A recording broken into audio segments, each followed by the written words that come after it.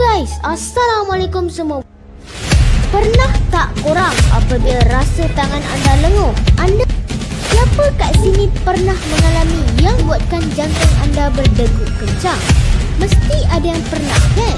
Jom selidik lebih dalam lagi tentang teori dan fakta ini. Ikut dia, ada seorang warga FR Generate. Korang pernah potong kuku atau ketip kuku tak? Mesti korang pernah, kan? Tapi Afa pasti, mesti korang jarang potong kuku kaki berbanding kuku tangan. Persoalannya, kenapa kuku kaki lambat tumbuh berbanding kuku tangan?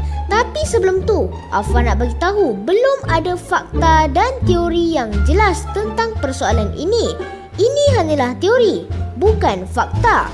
Jom selidik lebih dalam lagi tentang teori dan fakta ini.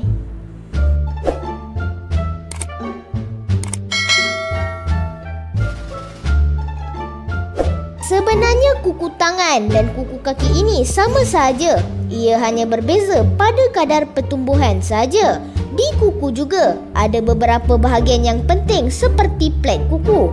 Plat kuku ialah bahagian yang kita nampak dan boleh disentuh. Bentuk melengkung yang ada di bawah jari itu dipanggil lunula, yang sebahagiannya dilitupi oleh cuticle dan melindungi bahagian matriks.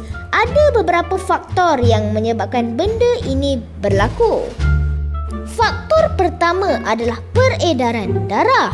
Ini bermaksud jika anda memakai stokin atau kasut, ia akan mengurangkan pengedaran dan aliran darah. Situasi ini ditambah apabila kedudukan kaki yang berjauhan dengan jantung kita berbanding dengan tangan kita. Oleh disebabkan itu, bekalan darah ke kaki akan berkurangan yang mengakibatkan kurangnya oksigen dan nutrien untuk menghasilkan sel baru. Faktor yang kedua adalah berkaitan dengan cuaca dan musim. Kajian sains juga mendapati faktor cuaca memainkan peranan penting dalam kadar pertumbuhan kuku. Seperti contoh, kalau musim sejuk, darah akan kurang mengalir ke bahagian jari yang akan mengakibatkan penyempitan saluran darah. Faktor ketiga adalah trauma. Trauma yang Afa maksudkan ini adalah seperti kita menggunakan jari kita menaip, makan atau kerja yang dilakukan oleh tangan. Disebabkan itu, tubuh badan anda sedang menghantar sel-sel untuk menyiasat trauma dan memulakan proses baik pulih. Penghasilan sel-sel baru ini berlaku pada kadar lebih laju berbanding kadar pusing ganti sel yang normal.